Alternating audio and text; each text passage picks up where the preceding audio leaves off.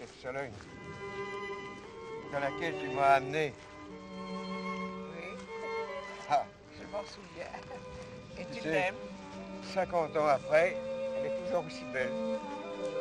Surtout, Ah, on le regarde voit là ça. le printemps qui vient. Alors là, c'est agréable. Regarde ça si c'est joli. Regarde-moi ça. Toujours aussi belle. Toujours aussi prenant. Regarde-moi ces roseaux qui sont roseaux, puis cette lumière dans les champs. Argenté derrière. Enfin, tu vois. Regarde si c'est beau. Oui, avec le petit banc léger. On glisse. Ce nombre d'étangs insolite pour un autre pays que la Sologne, c'est vraiment une caractéristique du paysage. Ils ont été faits après la guerre de 100 ans et ça a redonné un coup de fouet économique à l'économie solognote. Non, ce sont des étangs qui sont... Oh, les grands étangs ont été faits après la guerre de 100 ans. Le malheur, c'est qu'on les a multipliés. Le malheur, surtout, c'est qu'ils n'ont pas été entretenus au XVIIIe, ainsi que les fossés qui conduisent l'eau dans les étangs. Alors, évidemment, le palud s'est installé. Je sais pas, il est connu, mais enfin, il est un peu isolé. On connaît les grands quarts de tourisme, les organisations de voyage ne connaissent que les châteaux classiques de la Loire, Blois, Chambord, Azay-le-Rideau, Amboise, etc. Bon, celui-là, il est un peu à l'écart, il est au milieu des terres, d'ailleurs, dans un paysage magnifique. On n'y fait pas très attention. C'est un faux château militaire, ça. L'élégance de ce château-là est due, à mon avis, à une influence féminine. Et je pense que le château commencé en 1480 par Philippe du Moulin, qui a mis une dizaine d'années pour ne pas le construire complètement, a été terminé lorsqu'il s'est marié avec Charlotte d'Argouges.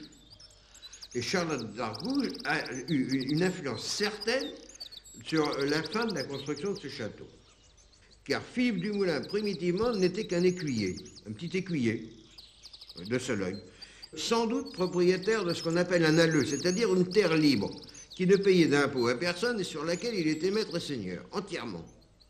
Mais sans avoir le droit de haute et basse justice, c'est-à-dire sans avoir le droit de vie et de mort sur les sujets même de son alleu, ça c'était le roi. Et la Sologne a profité d'une façon extrêmement forte de la présence de la cour à Romorantin et à Blois au XVIe siècle. À ce moment, la Sologne était un pays relativement riche. Il ne faut pas l'oublier, la dégringolade de la Sologne, ça a été le XVIIIe siècle où on a pu entretenir les fossés et les étangs et où le paludisme s'est développé de plus en plus. Mais allez au XVIe siècle, lorsque la cour était dans les environs, les Solognots cultivaient leur Sologne comme un jardin.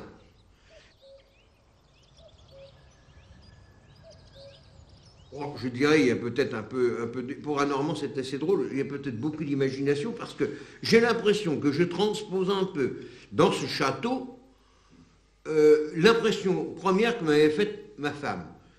Petit château, élégant, gracieux, presque un air enjoué. C'est l'impression que m'avait donnée ma femme la première fois où on ne se connaissait pas encore, je l'avais aperçue. Alors peut-être c'est une question sentimentale qui joue, mais j'avoue que je suis un amoureux de la Sologne. Et j'avoue que quand je me suis marié en décembre 1935 à Romorantin, eh bien, je suis devenu, sans le savoir, ma femme non plus, je suis devenu bigame, parce que je me suis en même temps marié avec la charmante Sologne.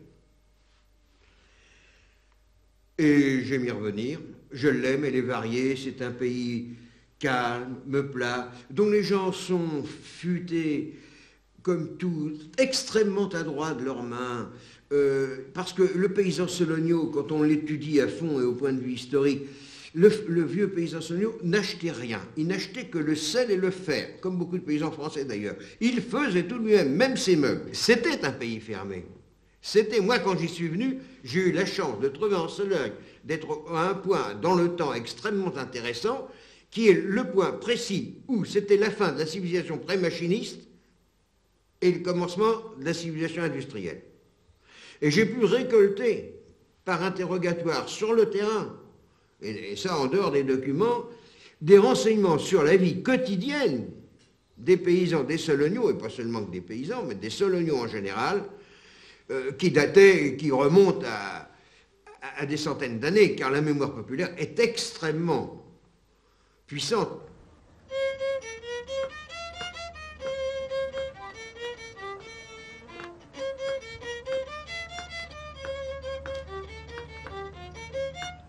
On va commencer par vous dire comment on a vu M. Eden. Équipé, M. Eden, avec ses godillots, ses chaussettes renversées par-dessus, son vélo, et allons-y, à travers la campagne, par tous les temps. M. Eden y trouvait ma grand-mère au champ, se racontait des histoires.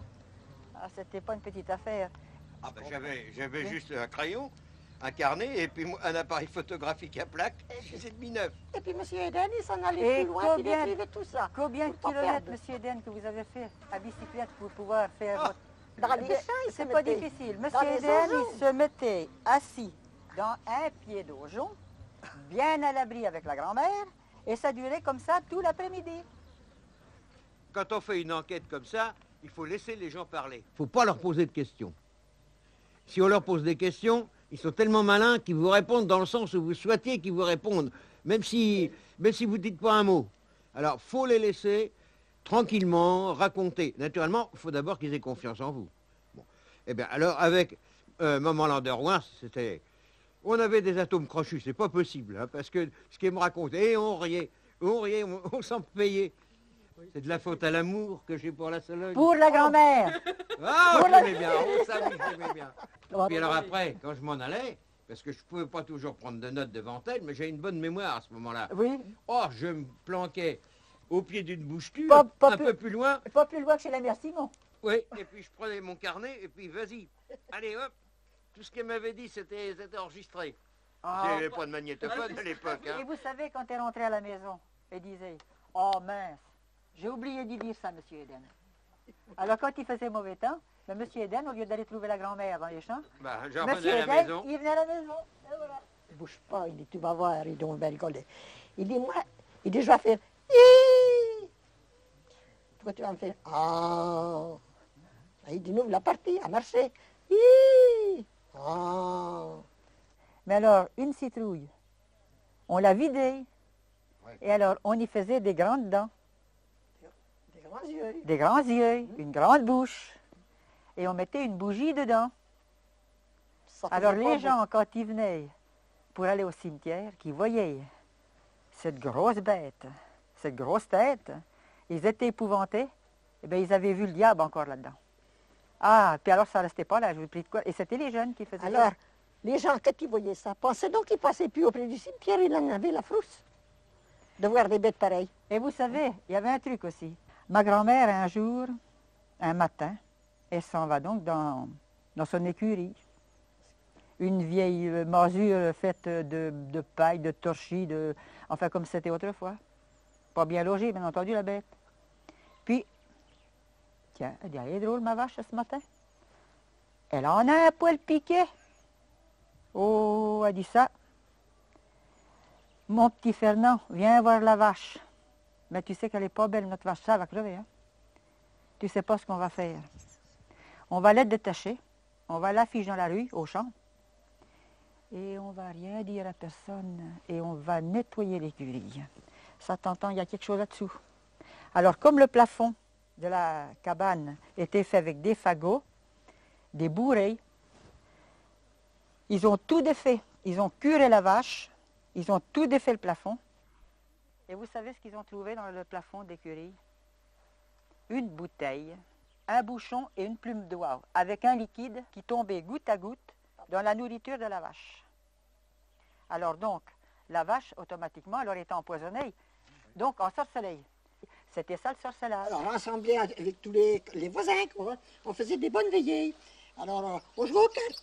Et quand on avait marre de jouer aux cartes, souvent on faisait le réveillon. Mais après, il fallait bien s'amuser. Enfin, vous savez bien. Alors voilà, ils prenaient un journal, comme j'en ai un là, vous voyez. Mais après, c'est épais que ça est trop épais, celui-là. Voilà. Ils prenaient le journal, ils le mettaient comme ça. Attendez, hein, attention. Moi, j'ai pas de culotte. Hop, je mettais le journal comme ça. Et puis, il se promenait comme ça. Je te parierai sans tes culs, tu me mettras pas le feu aux fesses. Je te parierai sans tes culs, tu me mettras pas le feu au cul.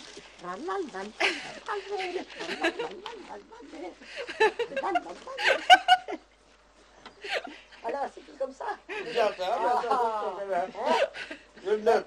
Vous l'avez jamais vu, celle-là? Non. Ces 3 gros volumes sont le résultat de mes recherches en Sologne, de mes recherches ethnologiques et historiques sur l'histoire agraire de la Sologne.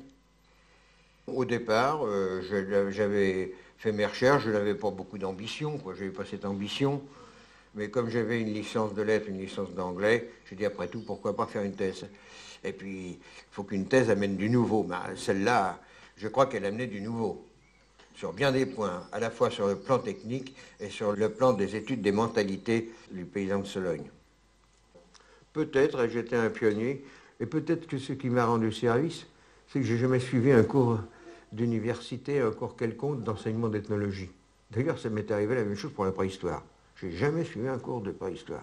Je suis parti sur le terrain, je me suis débrouillé tout seul, j'ai examiné le terrain, j'ai examiné les... Alors en ethnologie, j'ai examiné les gens, l'environnement, etc. Et puis, bon, bah, ça a marché tout seul. Ça a marché tout seul. Pas d'idée a priori.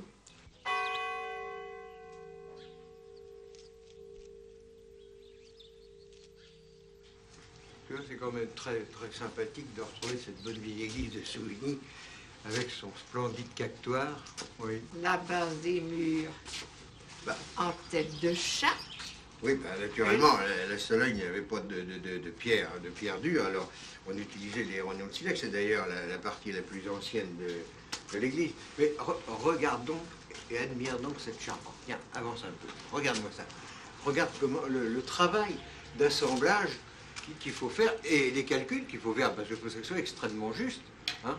Oui. Mais tu sais, c'est un chef-d'œuvre de charpentier presque. C'est un chef-d'œuvre de charpentier. Et en même temps, ça donne une très belle élégance à l'église. Autour, ça l'habille.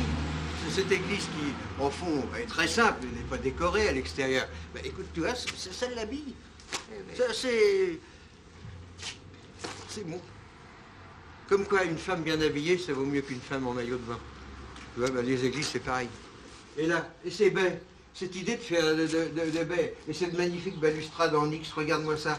Ils auraient pu faire simplement les poteaux. Non, on décorait. On avait un sens de l'élégance. D'ailleurs, la Sologne était le pays du bois. On y travaillait remarquablement bien le bois. Regarde-moi, regarde l'entrée, tiens. Regarde ce portail. C'est tout un art. Avec cette triangulation-là. Le cactoire qui entourait les églises de Sologne, l'église étant le centre religieux, mais avec son cactoire, c'était le centre politique et administratif de la paroisse. C'est là qu'on lisait tous les actes administratifs de l'intendant, du bailli, c'est là qu'on annonçait les ventes, c'est là qu'on lançait les monitoires contre les voleurs, les criminels, etc. C'était vraiment, cette galerie, c'est là où se réunissaient les gens. C'était vraiment le lieu de rassemblement de tous les habitants de la paroisse, quels qu'ils fussent. Et les femmes avaient voix dans les assemblées de paroisse, les femmes avaient la même voix que les hommes. Chefs de famille, les femmes chefs de famille avaient exactement la même voix. Donc c'était déjà assez démocratique. Oui, et sympathique en même temps. Et si on voulait envoyer des députés, si j'ose dire ce qu'on appelait des procureurs à l'époque, vers les seigneurs ou vers le roi, c'était là que ça se décidait. Et s'il est arrivé au XIIIe siècle que dans certaines communes, certaines paroisses de Sologne, on n'hésitait pas à envoyer près du roi à Paris des procureurs pour discuter, dire qu'on n'était pas d'accord du tout avec les droits du seigneur. Oh, mais faut pas croire que les bons paysans de Sologne, comme ceux de France et de Navarre, d'ailleurs, se laissaient faire. D'ailleurs, le roi a toujours été beaucoup plus près du peuple que les nobles. Et il s'est plutôt bagarré avec les nobles en faveur du peuple. Ça, on l'oublie un peu trop dans l'histoire officielle. Ah oui.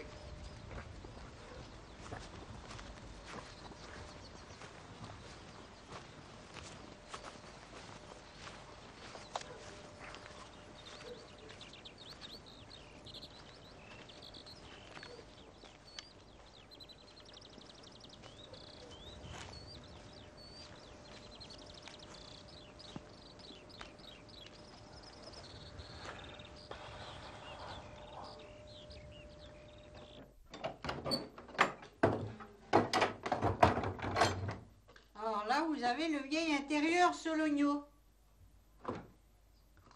Alors, les intérieurs Sologno étaient très pauvres. Parce que les Sologno...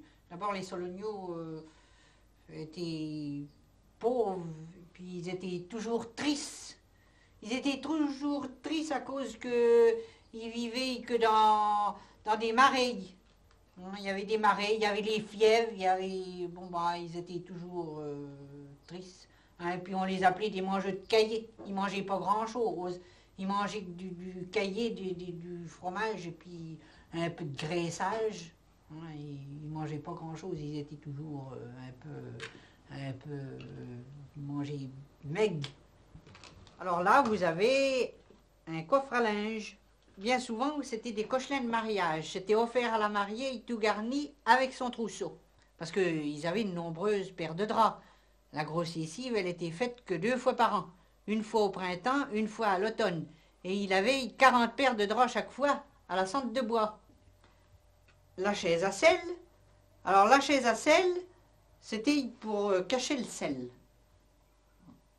Parce que on payait un impôt sur le sel, la gabelle. Donc on asseyait la grand-mère dessus, qui était quelquefois impotent. Et puis avec ses grands jupons, à cacher la chaise. Et puis les gabelous, d'abord, n'avaient pas le droit de faire lever les personnes âgées. Donc le sel, il se trouvait à l'abri. Là, vous avez un dévidoir à laine, pour faire les échauds de laine. Et puis là, vous avez la cheminée avec le four à pain. Alors le four à pain, on le chauffait avec des fagots, comme vous voyez dans le coin. On emplissait le fagot, le four de fagots. Après, on y mettait le feu. Une fois que c'était réduit en braise, on écartait la braise avec le rouab, cette grande tige de fer. On écartait la braise tout le tour. On donnait un coup de balai dans le milieu, puis on enfournait le pain avec la pelle à pain. Mais auparavant, on enfournait aussi les fagots. Dans le four était chauffé avec des fagots d'épines, bien souvent pour économiser les autres fagots. Alors on prenait ce fourcher qui s'appelle le fourcher ou diable, parce que ça ressemblait à un fourcher, une fourche de diable. Et après, quand le pain, on mettait le pain, on le laissait quelques heures dans le four, et après on le sortait du four, on le mettait sur l'échelle à pain. Parce qu'on faisait le pain tous les 10 jours. Donc il fallait le mettre, le pain, à l'abri des rongeurs. Il y avait toujours des souris dans les maisons. Donc il fallait mettre le pain à hauteur. Alors la pâte à pain, elle était brassée d'abord dans la mie, que vous voyez derrière les mannequins. Et après, la pâte, on la mettait dans les corbeilles. Et les corbeilles, on plaçait ça sous les dredons au chaud pour que la pâte relève plus vite. Et après aussi, après la fournée de pain, on passait aussi les prunes sur une clé. On faisait sécher les prunes pour les garder l'hiver, sur une clé. Et puis on s'éclairait dans le four avec une oribu. Là, vous avez un petit oribu. Alors l'oribu, c'était une espèce de petite chandelle, une espèce de petite pétrelle, une bougie, qu'on faisait aussi le soir à la veillée, avec de la résine, du suif et du chanvre. C'était une espèce de petite chandelle toute noire, mais qui fumait. On appelait ça une pétrelle. Puis alors là, vous avez le lit. Le lit à lange, ce qu'on appelle. Alors le lit à lange, on mettait une paillasse, on avait une balière et puis un lit de plumes. Puis un édredon. Ça faisait des lits qui étaient très hauts.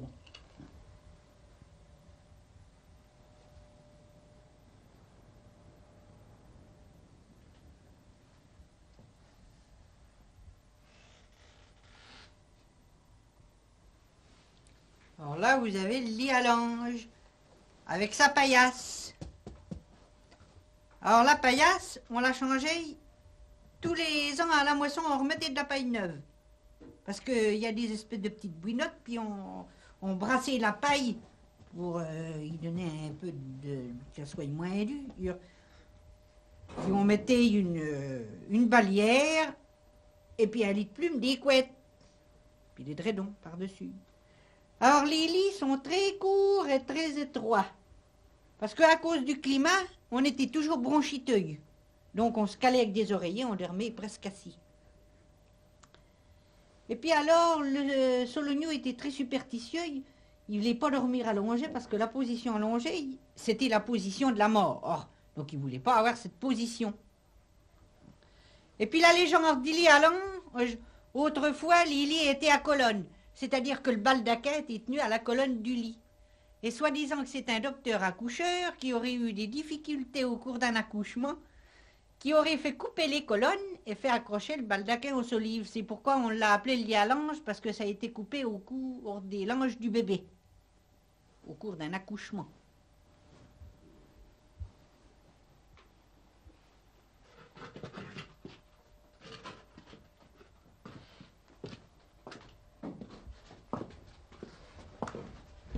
Puis là, vous avez une breille à chambre. Alors, le chambre, c'est une plante très haute, un genre de chénuit. On le coupait, on le mettait rouir dans l'eau, puis on cassait la fibre avec ça. Vous avez du champ brayé là. C'était brayé, cardé et peigné pour en tirer de la filasse comme ça pour faire de la toile. Ça allait chez des tisserands.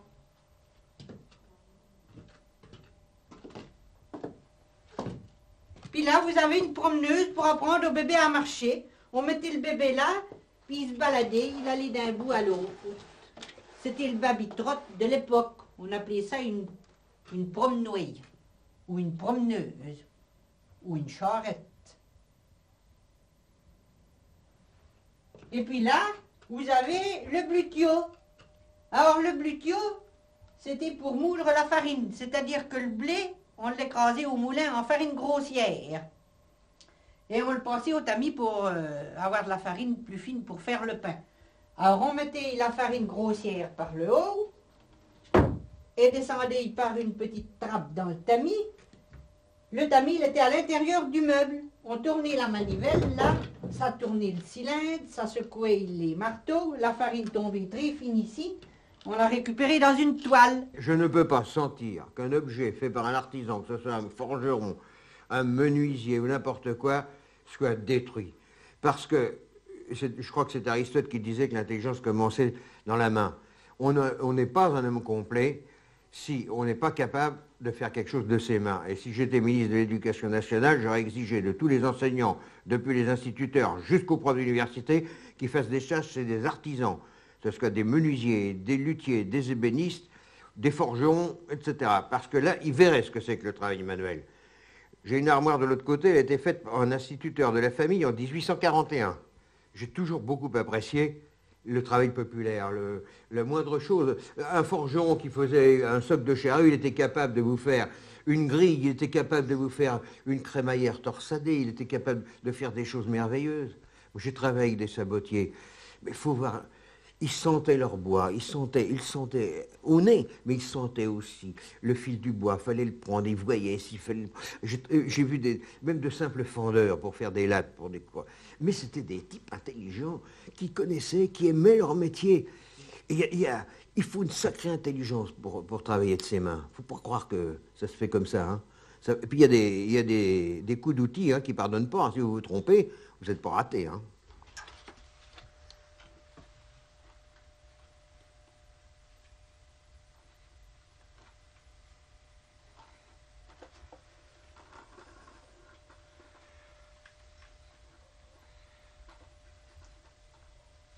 Ce bateau-là n'avait pas de nom. Puis alors toujours cet esprit d'indépendance des vieux Normands, quoi. Et puis c'est pas de l'orgueil ni de la vanité, c'est d'être maître de soi. Alors il y avait ce dicton normand qui dit il faut toujours rester sire de ses, c'est-à-dire sire, son propre maître et seigneur, de ses, c'est de soi. Alors je l'ai baptisé sire de ses. J'avoue que moi, que dans les églises rurales, c'est la première fois que je vois le clocher soutenu par une telle charpente. Non, c'est beau. C'est un travail, je dirais presque non seulement d'artisan, mais d'artiste. Quand on pense que ça date du XVIe, déjà. Tu te rends compte? Le clocher se trouve au milieu, soutenu par une charpente absolument admirable. C'est un travail où la répartition des forces est étudiée avec une minutie. J'y ai fichu un coup de fusil et puis ça l'a tué. Et par sa vitesse, j'avais jamais vu ça, moi. Je sais pas si vous avez vu. Oui, sur le nez. Par sa vitesse, il a tourbillonné en l'air. Moi, de gibier, en général, il n'y a plus rien. Il n'y a plus rien sauf le gros gibier, sanglier, cerf et chevreuil. C'est ce que je vous disais. Du faisan naturel, ça n'existe plus. Le perdreau naturel non plus. Il y a quelques canards naturels, mais qui en général sont issus d'élevage et qui se promènent d'une propriété à l'autre. Nous avons toujours eu des renards et il y avait quand même de la chasse. Il y avait quand même du gibier, il y en a plus. Parce que les printemps sont mauvais, moi c'est la grosse. Il y a d'autres causes, mais c'est la principale. Mais vous ne croyez pas que du fait de la disparition de l'agriculture, il y avait moins de gibier aussi? C'est bien possible. Mais enfin, il y a des coins encore qui sont cultivés comme du temps de bon papa, comme on disait. Oui. Eh bien, il n'y a pas plus de gibier. Oui. Et alors, si elle va retomber dans l'état du Mais XVIIIe nous siècle... en sommes là, c'est une question d'argent. Mais je sais Comme- bien. et- Mais on va retomber dans la soleil Comme du les XVIIIe. taillis ici que vous voyez sont faits parce que le bois se vend un peu et qu'il y a des clients pour l'acheter. S'il n'y a pas de clients, nous sommes restés pendant 40 ans, tout de suite après la guerre de 40, jusqu'à il y a 2 ans ou 3 ans, il n'y avait pas un taillis qui se coupait. Alors ces taillis vieillissaient et ce n'était pas favorable pour le bois. Cette petite histoire de chasse, c'est pour les petits chasseurs, ça. Parce que les grands chasseurs, ils n'emploient pas ce procédé-là. Et les grands chasseurs, ils ne tirent jamais au gîte. Et les petits chasseurs qui tuent pas grand-chose, eux, ils tirent au gîte. Alors une fois, on avait bourré une potielle, puis on l'avait mis bien comme il faut dans un gîte, et puis on a fait tirer le gars dessus. 400 et 450 ans. Et je pense qu'il fait à peu près 4,50 m de tour. Sinon Ouais, oui. plus. Peut-être même plus. Attendez, ça va être facile à voir. Hop, j'ai perdu ma... J'ai marqué la fenêtre. Hop, ça y est, mon chapeau. Voilà. C'est là. Là.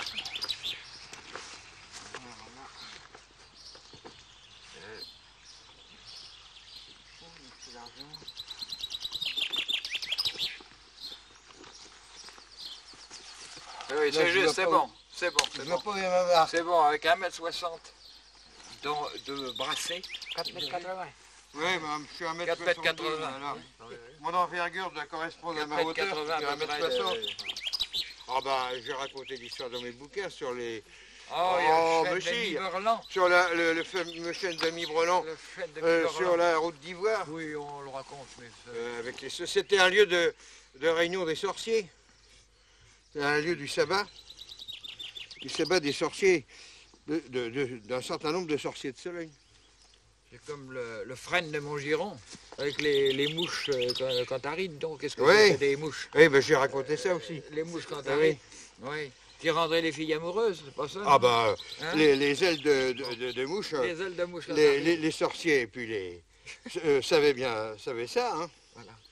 Quand un monsieur quelconque désirait une femme, il allait trouver un sorcier qui lui donnait une décoction ou une potion faite dans laquelle se trouvaient des ailes de mouche cantharides. C'est un Et excitant. alors on récoltait ces ailes de mouche, les mouches cantharides sur le frêne de Montgiron. Oui, oui. Voilà. Histoire. Et ça, c'est... Ah, ce sont les vieilles légendes. Hein. Les bonnes vieilles histoires. Ah oui, dans le temps, il y avait des sorciers. Il y en avait des sorciers, oui.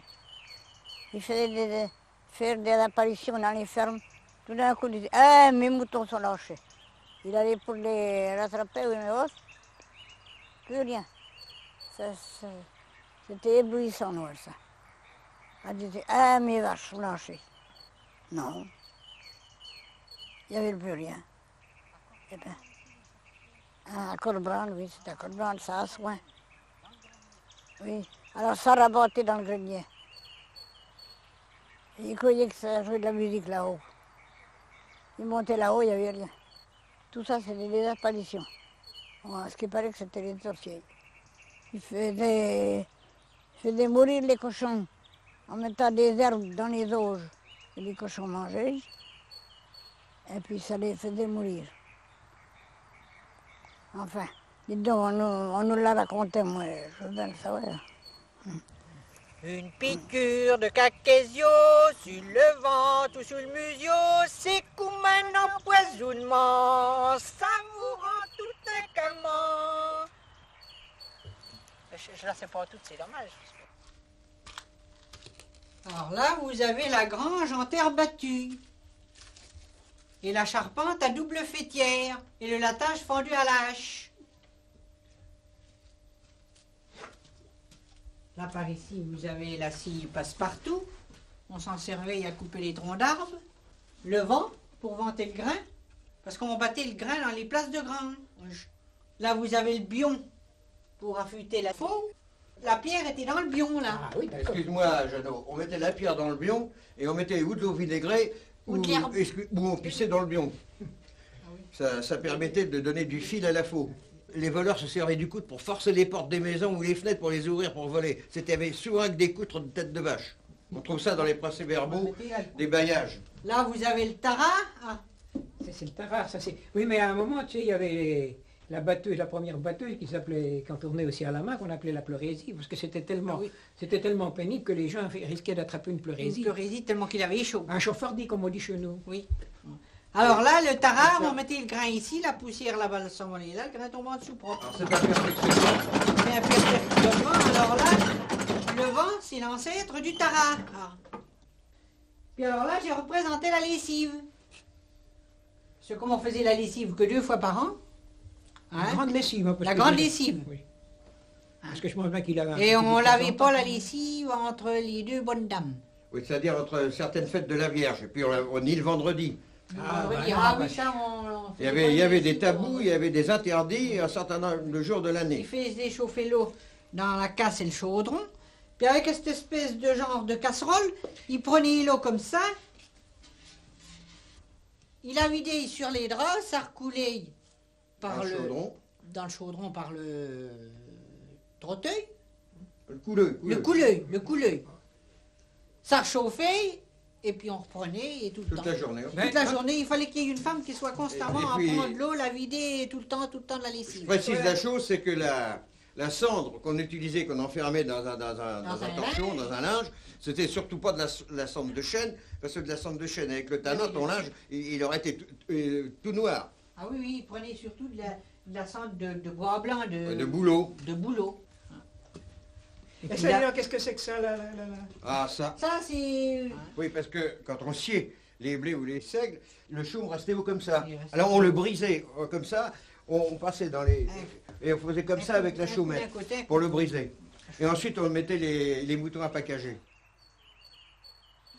Alors ça, c'était pour serrer la botte de carrel sur le toit avant de l'attacher avec un petit bout de fil de fer, pour la coincer entre de la tige. Il n'y avait pas le fil de fer, on mettait des ronces fondues. Alors ça, c'est la tondeuse et les forces pour tondre les moutons. La mare pour faire écouler l'eau dans les champs. Et puis l'écorçoir. Pour recueillir le temps sur les troncs de chêne. Pour enlever l'écorce sur les troncs de chêne ou de sapin. Le système de force là, pour tondre les moutons est extrêmement intéressant parce que ça servait aussi pour tondre les draps. Et au musée de la Société d'archéologie de Romorantin, ils ont trouvé une force gallo-romaine à Gièvre, mais qui est beaucoup plus grande. Mais c'est exactement le même système en plus grand. Quand une fille naissait, par exemple, eh bien, on coupait le cordon, naturellement, à la mère, et on l'enterrait sous un rosier pour que ce soit une belle fille. Et puis, quand c'était un garçon, alors il fallait que ça soit un joyeux de riz, un bon vivant, on enterrait le cordon sous un pied de vigne.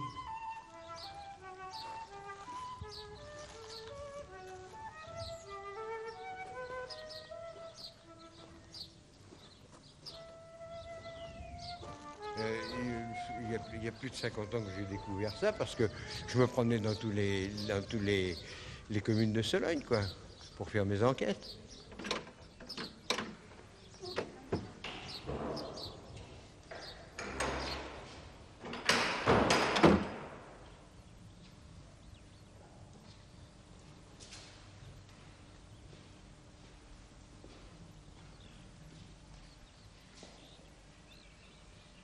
Ah ben quand on arrive dans une église comme ça, d'abord on la voit pas à la presse. Bon. Et puis qu'on arrive, et puis qu'on découvre tout d'un coup dans la partie gauche du transept, mon vieux, cette magnifique forêt, parce qu'elle était en bien meilleur état que ça. D'ailleurs, elle est sur mon bouquin, sur le 3e volume, je crois bien. Ah ben, elle est beaucoup plus belle que ça. Elle est beaucoup moins abîmée. C'est un scandale que les beaux-arts laissent dégrader une chose comme ça. Si bien qu'il y a un tas de choses qu'on ne peut plus lire. Moi, ça me met en rage. Alors qu'on gaspille de l'argent pour un tas d'autres choses qu'ils ne valent pas.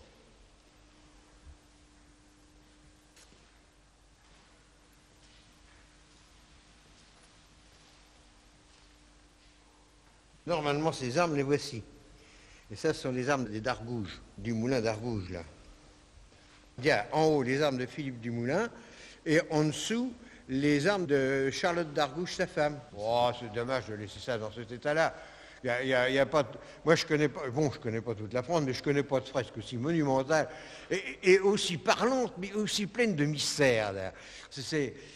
On dit la seule mystérieuse, mais ça, c'est typiquement, je dirais pas que c'est presque typiquement Sologno.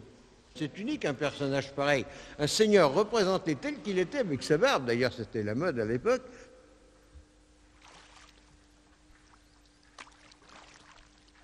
Si, c'était au château de Romorantin quand François Ier y était.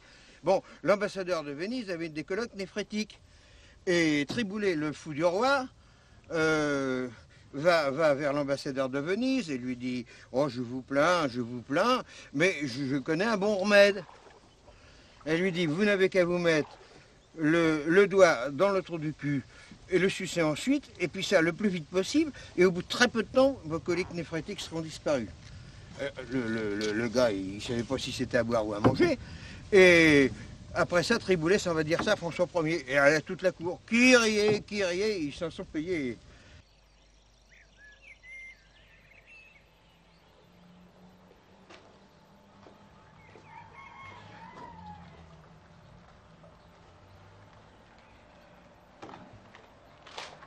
Oui, ça, c'est ce que l'on appelle un hôtel. Mais il a été vraisemblablement fait avec une pierre tombale du XVe siècle.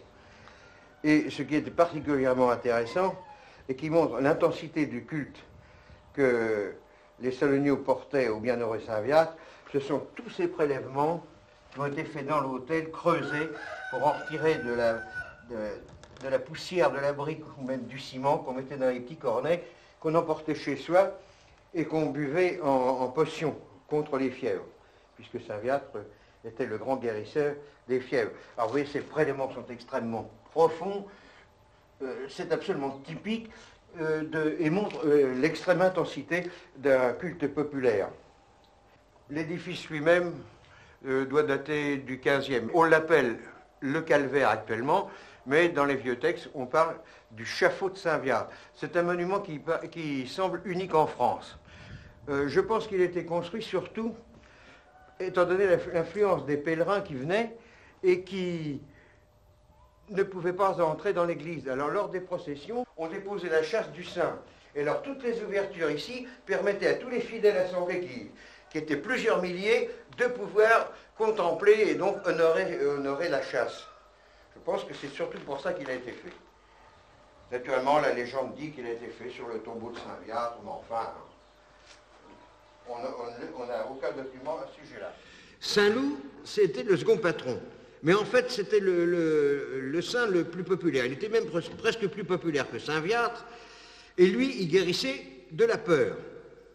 Ce n'est pas des superstitions, c'était restes de vieux cultes qui ont été christianisés. Alors là, vous avez un paillon fait par le paysan en paille de seigle, hein, et attaché avec de l'écorce de ronce. Ça, c'était fait aux longues soirées d'hiver au coin de la cheminée. Hein. Et puis là, vous avez la boutroune. La boutroune, c'était pour mettre les fruits secs. Les prunes qu'on avait passées dans le four, qu'on avait fait sécher. Alors on les mettait dans la boutroune pour les conserver l'hiver. La boutroune, c'est fait en paille de seigle comme le paillon. En paille de seigle, attaché avec de l'écorce de ronce, recouvert d'un enduit de chaux puis d'une espèce de vernis. Puis il y avait le couvercle en paille pareil, donc les fruits se conservaient très bien là-dedans, pour l'hiver. Alors là, vous avez la limousine. La limousine, là, où plante du berger. Alors ça, on prenait ça pour aller garder les moutons au champ, puis pour aller dans la carriole.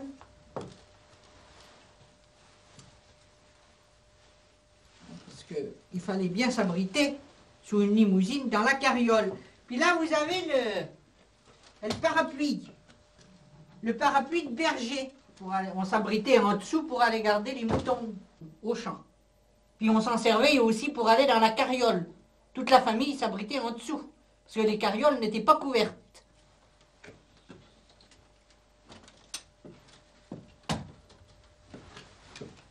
Puis là, vous avez le vaisselier. La vaisselle est 19e. Parce que au XVIe siècle, ils n'avaient que de la vaisselle en terre. Ils n'avaient pas les moyens de s'acheter de la belle vaisselle comme ça. Donc, ils n'avaient que de la vaisselle en terre. Alors là, vous avez la pendule, qui est 19e, et à sort de Romorantin, c'est une solognotte. Puis là, vous avez le départ au marché. La grand-mère, le grand-père, avec les paniers d'œufs qui vont au marché. Alors là, vous avez le grand-père avec sa biaude, le chapeau, le quamio, la grand-mère avec son châle, son caraco, et puis son grand jupon avec son tablier, et puis la coiffe, solognotte, brodée. Parce que pour aller au marché, ils prenaient des belles coiffes, hein, ils mettaient des coiffes brodées. D'ailleurs, ils prenaient aussi des coiffes brodées au cours des cérémonies.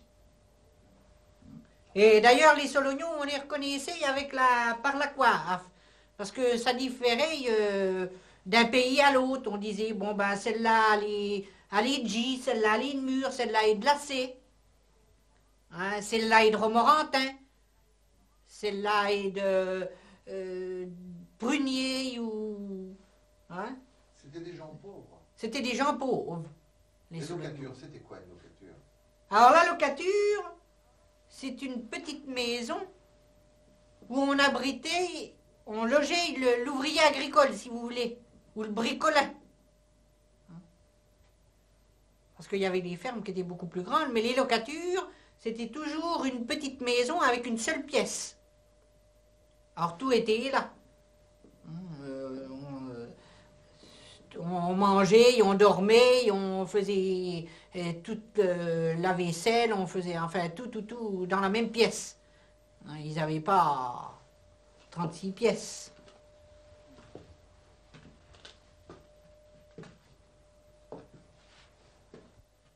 Alors là, vous avez le coin Bassy. Alors, la pierre de Bassy, c'était très curieux en Sologne, il n'y en avait pas.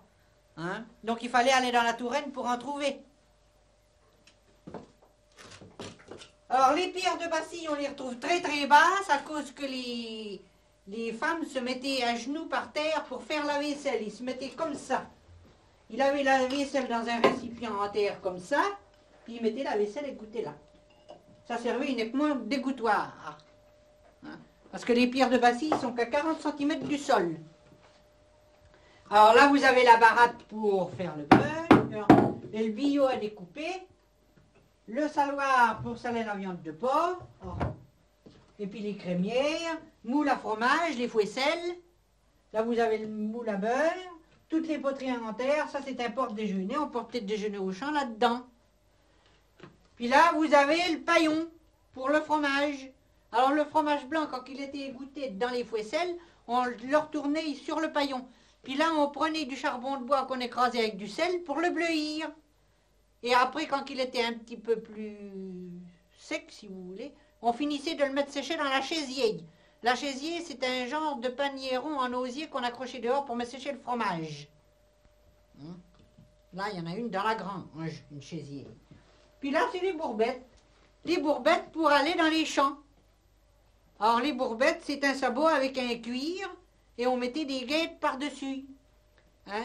Et il y a un peu de paille dans les bourbettes, parce que les chaussettes n'existaient pas au XVIe siècle. Ils s'entortillaient les pieds dans des chiffons. Hein? Et ils mettaient un peu de paille pour avoir plus chaud. Oh, j'avais des fois 12 ans. Maman, elle me disait, Fernande, balbeurre. Vous savez, c'était dur de C'était battre le pénible, beurre. ça durait des Et fois alors, une heure, hein. beurre, beurre, mon beurre se fera, beurre, mon beurre se fera, beurre, mon beurre. Des fois pendant 1 heure de temps, il y en avait marre, hein, j'avais chaud. Mais alors, la Sologne, c'était un conservatoire. La Sologne, c'est un conservatoire au point de vue ethnologique. C'est ça qui est absolument formidable. Il fallait avec le doigt. Faut voir si c'était bien fait. Voilà. Si le beurre était bien fait. Alors Ah oui, mais quand attends, ça commençait à virer, alors là... à lâcher le cou, à passer son dos comme ça. C'était bon la crème. Hein. Et beurre, mon beurre est fait, beurre, mon beurre est fait. Ah, la Sologne, c'était pas la même chose. Hein. Et après, on mangeait la Tu t'imagines un peu, toi, une ferme isolée comme ça, il y a 100 ou 150 ans, avec des bois déjà encore beaucoup plus rapprochés, puis il y a des loups qui se promenaient en Sologne, parce qu'il y avait des loups en Sologne, tu sais. Hein? Bon. Maintenant, Mais c'est fini maintenant. Non, c'est fini, le dernier a dû être tué dans la forêt de Brouilladon, je crois, vers 1911. Mais c'était un problème, hein, les loups en Sologne. Oh, puis alors, ce qui leur fait la frousse aux gens, c'était les meneux de loups. Les meneux de loups. Alors, c'était des gens un peu des marginaux, évidemment. Oui. Alors qui tâchaient de trouver dans les bois des loups, des jeunes loups ou de jeunes loups, puis qui les élevaient, puis qui les promenaient en laisse. Ça s'apprivoise très facilement un loup. C'est un animal très intelligent. Hein. Alors, et puis alors ils allaient dans les fermes, et puis ils quêtaient. Les gens en avaient une peur noire. Avec leur loup. Ah ben oui, avec leur loup en laisse. Les gens en avaient une peur noire, et quand on voulait faire tenir les gosses tranquilles, on disait, attends, je vais te donner au meneux de loup. Oh, il y avait cette tradition. Mais il y en avait, hein, il ne fallait pas rire. Il fallait quand même faire attention. Hein.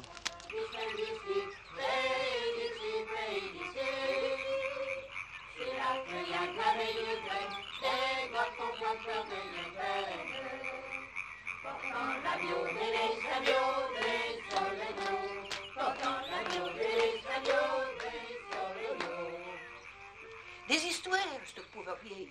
Ah, l'on savait, à moi tabac. Nous, les cagnots, je tiens toute oreille. Eh bien sûr que je ragnais au point. Les sorciers, ils dansent le ronde qu'à nous disant sur les minuit. Paraît que le diable y était aussi pour faire la mallusion sur le monde. Malheur à ceux qui, à cette heure-là, la passaient par la planche Mosa. Dieu, entendions par la ventouse tous les compteurs berloqués. Moi, Cagnou, je pensais à des choses. Les autres, ils t'ont tout à foyer. Puis une fois dans la chapelle blanche, je me capissais en dessous les draps. La coxée que j'entendais là-bas, grand vent balu hurlait dans les branches. Et que je craignais entendre comme ça tous les jeteux de sort de la planche de Mozart.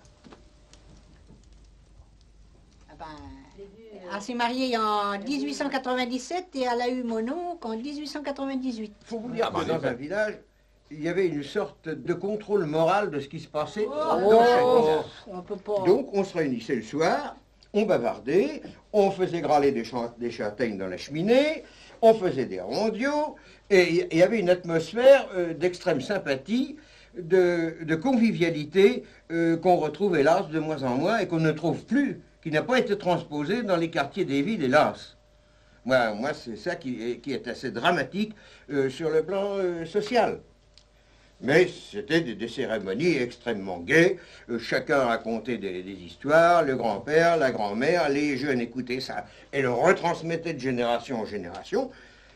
Et c'est comme ça, car la mémoire populaire remonte extrêmement loin, et c'est comme ça qu'on peut récolter un certain nombre de contes et de légendes. Il y a encore quelques décennies, on pouvait les récolter assez facilement. La tendresse, la verduresse, qui gonfle les cœurs de 20 ans. D'haricotez vous la jeunesse, d'avant que la jeunesse est le printemps. Comprenez bien quand le ciel pleure, la fleur des beurrois des crayons. Un chaud précis va tout à l'heure, c'est le lion, c'est le lion.